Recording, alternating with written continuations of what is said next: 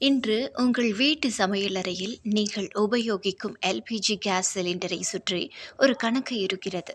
புவியியல் இருக்கிறது. முக்கியமாக நம் நாட்டின் அன்பும் இருக்கிறது. கற்பனை செய்து பாருங்கள். இன்று சமையல் செய்து கொண்டிருக்கும் போது அந்த 14.2 கிலோ எடையுள்ள கேஸ் சிலிண்டரின் விலை ரூபாய் 60 உயர்ந்திருப்பதாக செய்தி வருகிறது. இப்போது டெல்லியில் ஒரு சிலிண்டரின் விலை ரூபாய் 913. ஐயோ, விலை உயர்ந்து விட்டதே என்று நீங்கள் நினைக்கலாம்.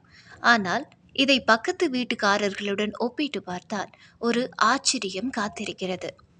அண்டை நாடுகளுடன் ஒரு குட்டி போட்டி. இப்போது நாம் இந்தியாவின் எல்லையை தாண்டி பக்கத்து நாடுகளுக்கு ஒரு பயணம் செல்வோம். அங்கே ஒரு சிலிண்டரின் விலை என்ன தெரியுமா? பாகிஸ்தானில் 1046, இலங்கையில் 1241, நேபாளத்தில் 1207. பாருங்கள், விலை உயர்ந்த பிறகும் நம் அண்டை நாடுகளை விட இந்தியாவில் கேஸ் விலை குறைவாகவே இருக்கிறது. இது எப்படி சாத்தியம்? அங்கேதான் நம் அரசாங்கத்தின் ஒரு ரகசிய உதவி இருக்கிறது. ஒரு சிலிண்டரின் விலை ரூபாய் 60 உயர்ந்துவிட்டது என்றால் அது ஒரு குடும்பத்தை எவ்வளவு பாதிக்கும்? கொஞ்சம் கணக்கு போட்டு பார்ப்போமா? ஒரு சிலிண்டர் ஒரு மாதத்திற்கு வருகிறது என்று வைத்துக்கொண்டால் ஒரு நாளைக்கு ஒரு குடும்பத்திற்கு வெறும் 80 பைசா மட்டுமே கூடுதல் செலவு. அதை வீட்டில் உள்ள ஒவ்வொருவருக்கும் பிரித்து பார்த்தால் ஒரு நபருக்கு ஒரு நாளைக்கு வெறும் 20 பைசா மட்டுமே அதிகம். அரசாங்கத்தின் சுமை. உங்களுக்கு ஒரு உண்மை தெரியுமா?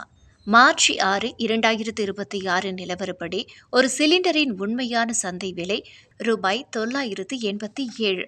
ஆனால் அதை மக்களுக்கு வெறும் ரூபாய் 853க்கு தான் விற்றார்கள். அதாவது விலை உயர்வுக்கு முன் ரூபாய் 134 குறைவாக இருந்தது. உண்மையில் விலையை ரூபாய் 134 ஏற்றி இருக்க வேண்டும். ஆனால் மக்கள் கஷ்டப்படக்கூடாது என்பதற்காக அரசாங்கம் வெறும் ரூபாய் 60 மட்டும் ஏற்றிவிட்டு மீதி சுமையை தானே தாங்கிக் கொண்டது. ஏழை மக்களுக்கான உஜ்வாலா பாதுகாப்பு. பிரதான் மந்திரி உஜ்வாலா யோஜனா திட்டத்தின் கீழ் கேஸ் வாங்கும் ஏழை குடும்பங்களை இந்த விலை உயர்வு தாக்காமல் இருக்க அரசாங்கம் பாதுகாக்கிறது. அவர்களுக்கு ஒரு நாளைக்கு சமையல் செலவு ரூபாய் 7.31 ரூபாய் 8.11 உயர்ந்துள்ளது. இது ஒரு நாளைக்கு ஒரு ரூபாய்க்கும் குறைவான உயர்வுதான். உஜ்வாலா திட்டம், பிரதான் மந்திரி உஜ்வாலா யோஜனா என்பது வெறும் ஒரு கேஸ் கனெக்ஷன் மட்டுமல்ல, அது பல கோடி ஏழை தாய்மார்களின் கண்ணீரை துடைத்த ஒரு புரட்சி. கற்பனை செய்து பாருங்கள், ஒரு சிறிய கிராமம், அங்கே ஒரு பாட்டி வசிக்கிறார். அவர் சமையல் செய்ய வேண்டுமென்றால் முதலில் காடுகளுக்கு சென்று விறகு சேகரிக்க வேண்டும். பிறகு அந்த ஈரமான விறகுகளை அடுப்பில் வைத்து வாயால் ஊதி ஊதி நெருப்பை மூட்ட வேண்டும். அப்போது வரும் அந்த அடர்த்தியான கருப்பு புகை பாட்டியின் கண்களை சிவப்பாக்கும். அவரை இடைவிடாமல் இரும வைக்கும். உங்களுக்கு தெரியுமா? ஒரு விறகு அடுப்பில் சமைப்பது என்பது 1 மணி நேரத்தில் 400 சிகரெட்டுகளை வெடிப்பதற்கு சமமான புகையை நுரையீரலுக்குள் அனுப்புகிறது. இதுதான் பல ஏழை பெண்களின் அன்றாட வாழ்க்கையாக இருந்தது. இந்த கஷ்டத்தை போக்கத்தான் மே 1, 2016 அன்று இந்திய அரசாங்கம் உஜ்வாலா திட்டத்தை கொண்டு வந்தது. இந்த திட்டத்தின் கீழ் வறுமை கோட்டிற்கு கீழ் உள்ள குடும்பங்களுக்கு அரசாங்கம் இலவசமாக கேஸ் கனெக்ஷன் வழங்கியது. இப்பொழுது அந்த பாட்டின் வீட்டிற்கு சிவப்பு நிற கேஸ் சிலிண்டர் வந்தது. இனி விறகு பொறுக்க தேவையில்லை, புகை வராது, இருமல் வராது. அடுப்பை திருகினால் அடுத்த நொடியே நீல நிற சுடர் அழகாக எரியும். இந்த திட்டத்தின் சிறப்பு என்ன? பெண்களே முதலாளி. இந்த கேஸ் கனெக்ஷன் அந்த வீட்டின் தாய் அல்லது பெண் பெயரில்தான் வழங்கப்படும். இது பெண்களுக்கு ஒரு கௌரவத்தை தருகிறது. அரசாங்கத்தின் பண உதவி. ஆரம்பத்தில் சிலிண்டர் மற்றும் அடுப்பு வாங்குவதற்கான வைப்பு தொகையை அரசாங்கமே ஏற்கும்.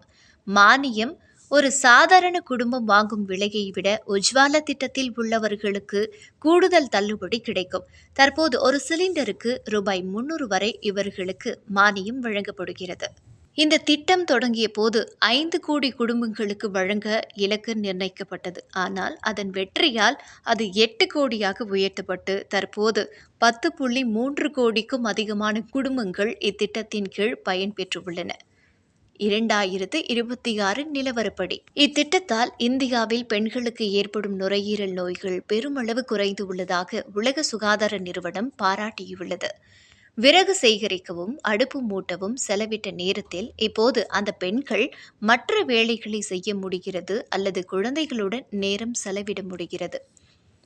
மார்ச் 2015 பிரதமர் நரேந்திர மோடி அவர்கள் நாட்டு மக்களிடம் ஒரு உருக்கமான வேண்டுகோள் விடுத்தார்.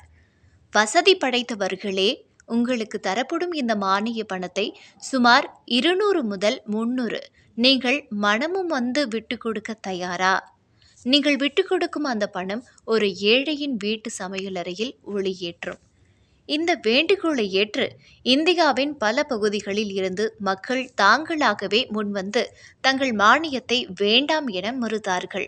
1 கோடிக்கும் அதிகமான மக்கள் ஒரு சில மாதங்களிலேயே சுமார் 1.04 கோடி இந்தியர்கள் தங்கள் கேஸ் மானியத்தை விட்டுக் கொடுத்தனர்.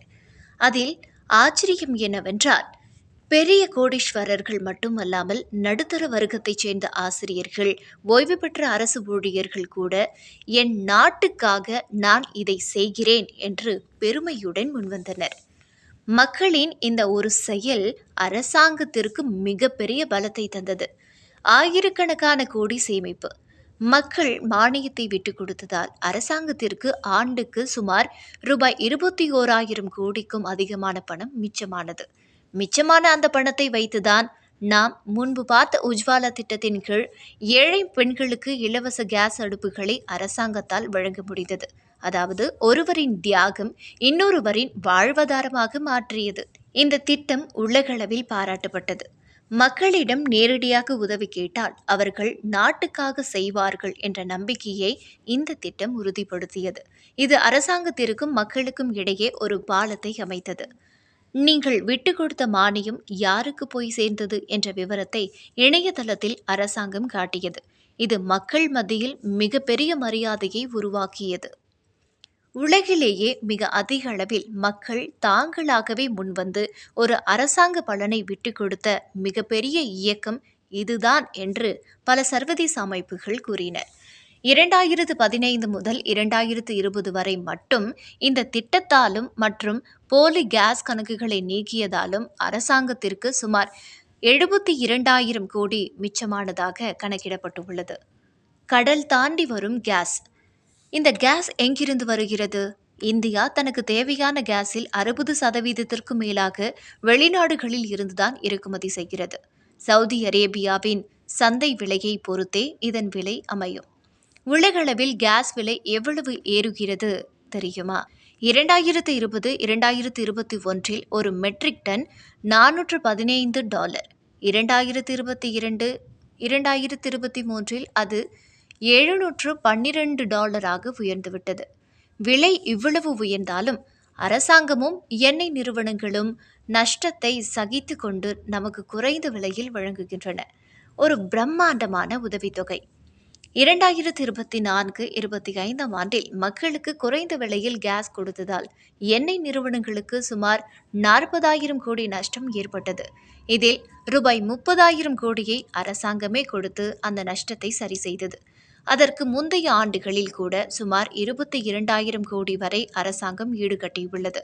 உலக சந்தையில் விலை ஏறினாலும் நம் வீட்டு சமையல் அடுப்பு தொடர்ந்து எரிய வேண்டும் என்பதற்காக அரசாங்கம் ஒரு பெரிய சுமையை தன் தோளில் சுமைக்கிறது.